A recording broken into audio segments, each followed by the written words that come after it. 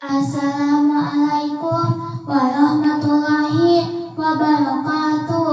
Waalaikumsalam. Alhamdulillahirabbil alamin wa bihi nasta'inu ala umuri dunya waddin wassalatu wassalamu ala sayyidil mursalin sayyidina wa maulana Muhammadin wa ala alihi wa sahbihi ajmain amma ba'du. Pertama-tama marilah kita memanjatkan puji dan syukur kehadirat Allah Subhanahu wa taala atas segala kenikmatan yang telah diberikan kepada kita semua, sehingga kita bisa mengikuti acara hari ini tanpa ada halangan suatu apapun. Shalawat serta salam mudah-mudahan terlimpahkan kepada junjungan Nabi besar Muhammad Sallallahu Alaihi Wasallam, kepada keluarganya, kepada para sahabatnya, dan sampai kepada kita semua sang umatnya. Amin ya Allah ya Rabbal Alamin. Yang saya hormati kepala sekolah, yang saya hormati Bapak Ibu guru dan kawan-kawan seperjuangan yang saya banggakan dan saya cintai. A'udzubillahi minasyaitonir rajim. Bismillahirrahmanirrahim. Subhanalladzi asra bi abdihi lailan minal masjidil harami ilal masjidil aqsa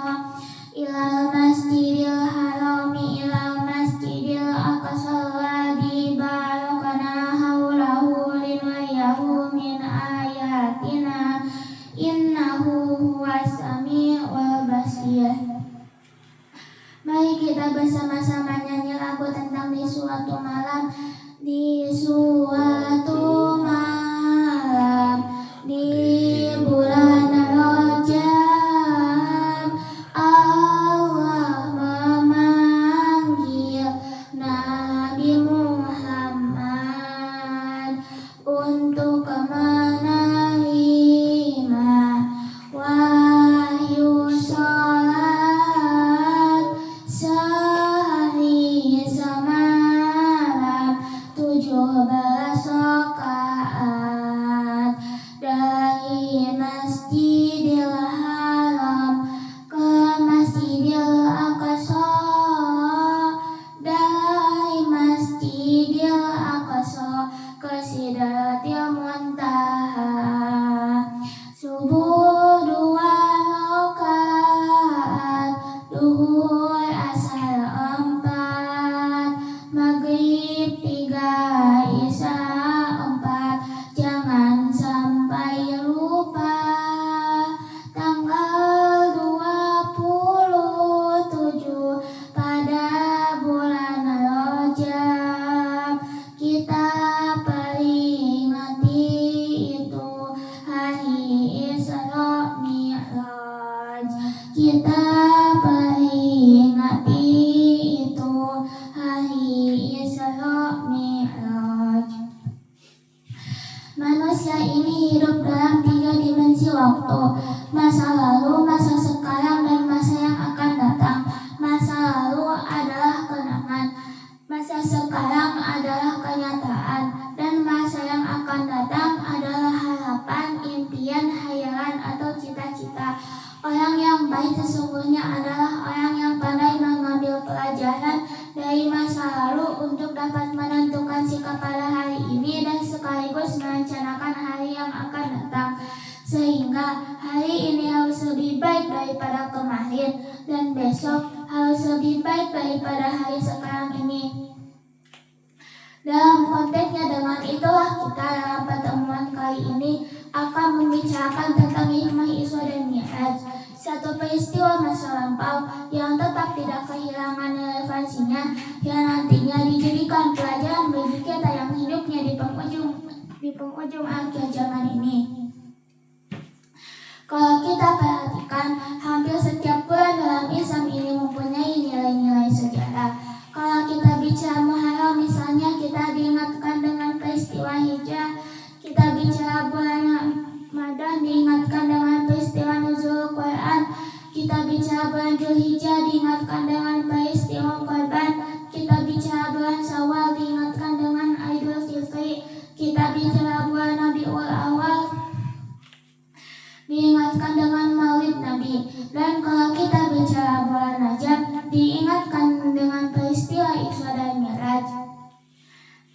kita nyanyi lagu tentang Isra dan Mi'raj.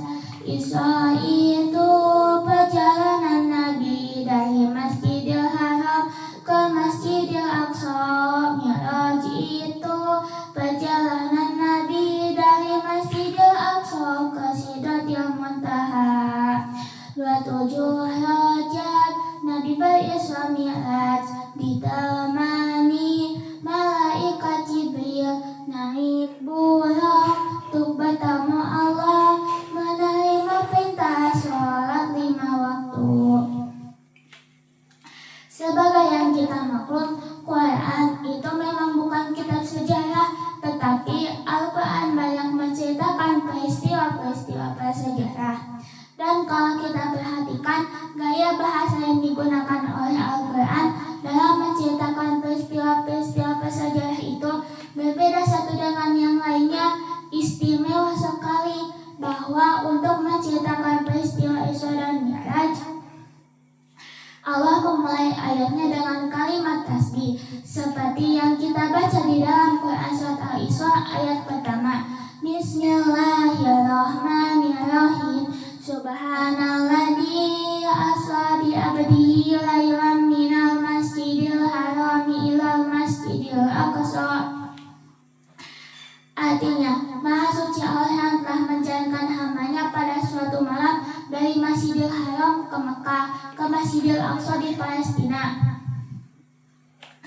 Mari kita coba dekati kalimat ini per kalimat untuk memudahkan pengertian kita dalam memahami peristiwa Isra dan Mi'raj ini.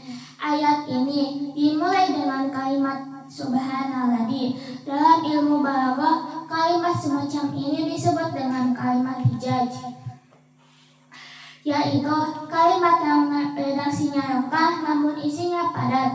Di situ ada kata yang tersirat, yakni yalillahil jalal, sehingga asli kalimatnya Subhanalladzi, Maha Suci Allah, dan ini disebut dengan kalimat tasbih. Banyak peristiwa-peristiwa prasejarah yang diceritakan dalam Al-Quran, tetapi jarang yang diawali dengan kalimat tasbih. Al-Quran menceritakan bagaimana Allah menciptakan Nabi Adam tidak dimulai dengan kalimat tasbih. Al-Quran menceritakan bagaimana Fir'aun dan bala tentaranya ditenggelamkan di Lautan Merah. Itu kejadian hebat, tidak dimulai dengan kalimat tasbih. Al-Quran menceritakan bagaimana umatnya Nabi Soleh, umatnya Nabi Hud, dan lain sebagainya yang ditelan gempa bumi, ditiup angin taufan, seluruhnya diceritakan dalam Al-Quran, tetapi tidak satupun yang dimulai dengan kalimat tasbih. Istimewa untuk menceritakan peristiwa Isra dan Mi'raj, Allah memulai ayatnya dengan kalimat tasbih. Subhanalladzi, Maha Suci Allah, Maha Suci dari segala kelemahan, Maha Suci dari segala kekurangan, Maha Suci dari segala ketidakmampuan. Allah membatalkan kesuciannya untuk menjamin kebenaran peristiwa Isra dan Mi'raj. Dan sebagai petanda peristiwa bukanlah peristiwa biasa, tetapi Isra dan Mi'raj adalah peristiwa yang sangat amat luar biasa, sampai Allah menggunakan ayatnya dengan kalimat tasbih. Apa hikmah yang bisa kita ambil dari kalimat tasbih ini? Saudara, kita tahu di dalam agama kita ini ada ibadah macam-macam. Ada ibadah yang berat dan perlu biaya yang besar. Membangun masjid berat dan perlu biaya yang besar. Ibadah haji berat dan perlu biaya yang besar. Menurut umumnya akuan ekonomi bangsa kita, ini jenis ibadah yang berat dan perlu modal besar. Lalu ada pula ibadah itu yang berat tapi modalnya ringan, seperti puasa. Puasa itu kan berat, bukan menahan lapar dan hausnya yang berat, tetapi esensi puasa itu sendiri, kemampuan mengendalikan nafsu. Kan kita ini kalau sedang puasa, lapar ditahan, tapi malah kadang-kadang gak tahan. Haus ditahan, tapi ngomongin orang, kadang-kadang gak tahan. Itu ditipu esensi puasa, kemampuan mengendalikan nafsu. Dia ibadah yang berat, tapi modalnya ringan. Modal paling penting niat. Saw itu kan hukumnya sunnah muakkadah, modal paling penting niat. Ini jenis ibadah yang berat tapi modalnya ringan. Lalu ada pula ibadah itu yang ringan, modalnya pun ringan. Agama menyebutnya dengan kalimat muthayyibah, ucapan-ucapan yang baik yang banyak diajarkan oleh agama kita. Bertemu teman, assalamualaikum, ibadah. Memulai pekerjaan, bismillahirrahmanirrahim, ibadah. Melihat sesuatu yang hebat, masya Allah.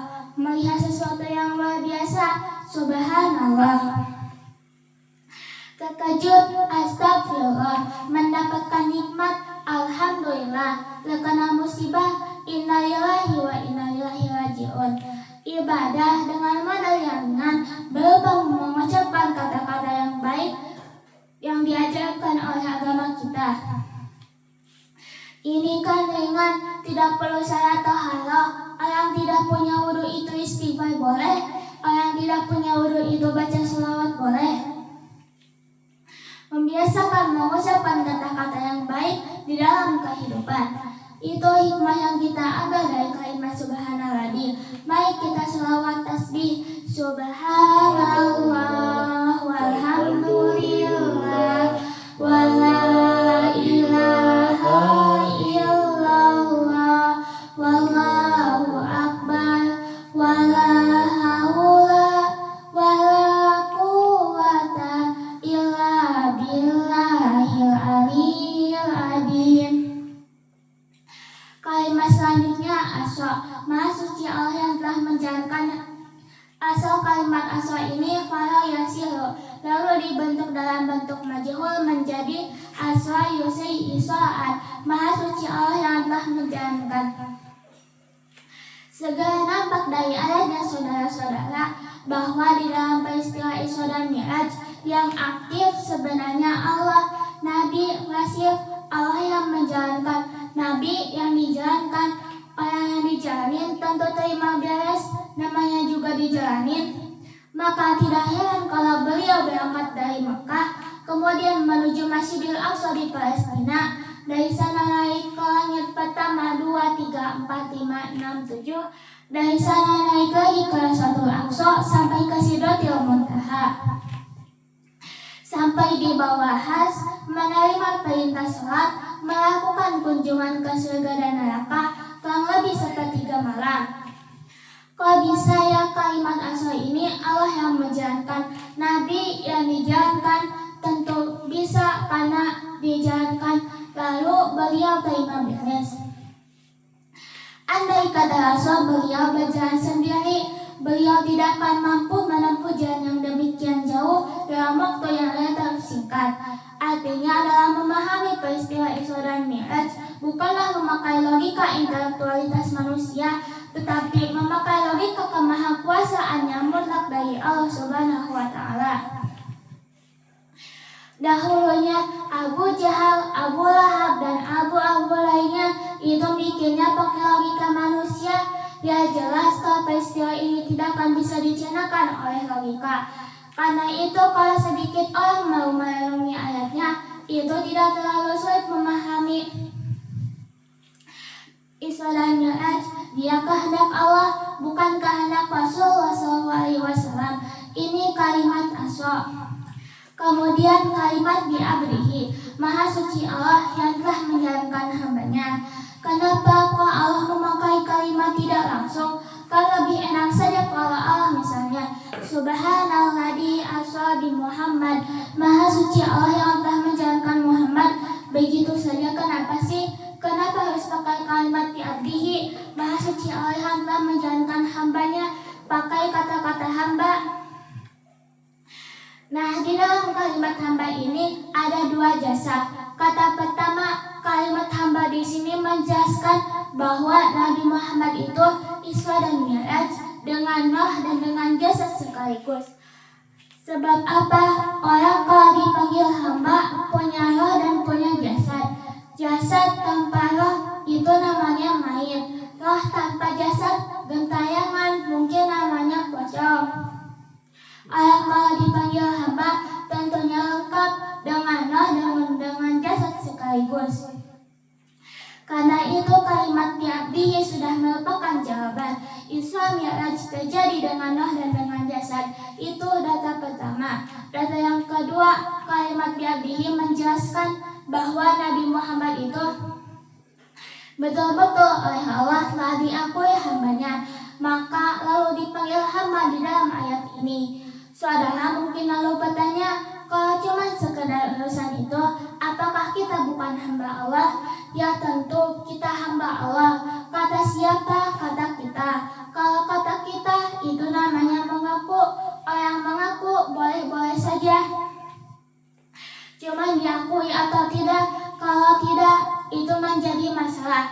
Saya bisa saja berkata, saya kenal dengan Kang Deddy Mulyadi, tapi apakah Kang Deddy Mulyadi kenal sama saya? Dengan kata lain, kalau kalimat hamba Allah keluar dari mulut manusia, nilainya murah. Kenapa murah? Sebab itu pengakuan. Tapi kalau Allah sendiri itu yang mahal. Maksudnya bagaimana? Berapa banyak manusia di dalam hidup ini berkata, saya hamba Allah, tapi perbuatannya membuktikan dia hamba dunia, hamba nafsu, budak jabatan, budak pangkat, budak harta, tidak sesuai antara ucapan dengan perbuatannya. Dari kalimat bi'abdihi kita bisa ambil hikmah. Sekali kita menghamba kepada Allah, jangan menghamba kepada yang selain Allah. Sebab syahadat yang kita ucapkan punya konsekuensi. Asyhadu alla ilaha illallah, saya bersaksi tiada Tuhan selain Allah, maka saya tidak akan menyembah kecuali hanya kepada Allah. Saya tidak akan pernah takut kecuali hanya kepada Allah. Saya tidak akan pernah minta tolong kecuali hanya kepada Allah. Saya tidak akan pernah menggantungkan hidup kecuali hanya kepada Allah. Saya tidak akan pernah takut kecuali hanya kepada Allah. Konsekuensi yang logis daripada kalimat ucapan syahadat ini, itu hikmah. Sekali kita menghamba kepada Allah, jangan menghamba kepada yang selain Allah. Sekali kita menghamba kepada Allah, jangan menghamba kepada yang selain Allah. Adapun Nabi sebelum dipanggil bi'abdihi dalam ayat ini, kita baca dari sejarah tahun-tahun sebelum beliau dipanggil bi'abdihi. Tahun kelabu Amul Hujani, dalam sejarah itu tahun duka cita, beliau ditinggal oleh paman tercintanya Abu Thalib. Setelah paman tercintanya meninggal, istri tercinta pun wafat, Siti Khadijah. Wafat kedua pelindung itu makin meningkat gangguan kafir Quraisy, dihina, dijemoohkan, dilantai dengan kotoran onta, bahkan akan diancam untuk dibunuh. Lulus dari semua itu, maka Allah panggil dia bi'abdihi. Seolah-olah Allah mengatakan, Muhammad itu betul-betul hambaku, tidak bergeser ke hambaan yang lainnya. Apapun yang menimpa dia. Hadirin yang saya hormati, ini kalimat bi'abdihi. Jadi dari sini kita bisa memahami Isra yang merupakan perjalanan Nabi dari Masjidil Haram hingga Masjidil Aqsa, dan Mi'raj yang naiknya Nabi dari Masjidil Aqsa menghadap Allah. Semata-mata peristiwa ini terjadi menurut apa maunya Allah. Nah, kemudian apa tujuan daripada Isra dan Mi'raj ini? Hakikatnya cuma Allah yang tahu. Namun kalau kita lihat di penghujung ayatnya, kita akan menemukan kalimat linuriyahu min ayatina. Keseluruhan perjalanan yang ajaib dari berangkat sampai kembali, tujuannya linuriyahu min ayatina, untuk kami perlihatkan kepada Nabi Muhammad sebagian kecil daripada tanda-tanda kebesaran kami yang nantinya disampaikan kepada umatnya, dijadikan pelajaran untuk mengarungi kehidupan. Seluruh perjalanan yang dilihat oleh Nabi, seluruh pandangan yang ditemui di dalam perjalanan itu, sebagian kecil daripada tanda-tanda kebesaran Allah. Dan sebagai petanda dan sebagai tampil contoh buat kita yang hidupnya di zaman sekarang ini. Hadirin yang saya hormati, Isra Mi'raj mengajarkan bahwa yang pertama, jangan putus asa. Setelah kesedihan pasti ada kemuliaan. Yang kedua, dekatkan diri kepada Allah, terutama lewat sholat. Yang ketiga, perbaiki akhlak. Ibadah tanpa akhlak hanya akan jadi rutinitas kosong. Yang keempat, jangan malas. Orang sukses bukan yang paling pintar, tetapi orang yang paling istiqomah. Hadirin sekalian, mari kita jadikan peringatan Isra Mi'raj bukan sekadar acara tahunan. Jangan hanya datang, duduk, dengar lalu pulang, tetapi pulang membawa perubahan. Sholat lebih tepat waktu, akhlak lebih baik, dan iman lebih kuat. Bulan Rajab mengajarkan kita untuk memperbanyak istighfar dan taubat. Rajab adalah waktu yang tepat untuk membersihkan hati, memperbaiki diri, dan menata niat. Kalau selama ini sholat kita masih bolong, bacaan masih terburu-buru, atau akhlak masih menyakiti orang lain, maka bulan Rajab adalah waktu yang terbaik untuk memperbaiki diri. Hadirin yang dimuliakan Allah, Rasulullah SAW pernah berdoa, Allahumma barik lana fi Rajab wa Sya'bana wa balighna Ramadana wa hasil maqasidana. Doa ini menunjukkan bahwa bulan Rajab bukanlah bulan biasa, ia adalah bulan untuk memperbaiki diri. Agar saat Ramadan datang, kita sudah siap secara iman dan amal.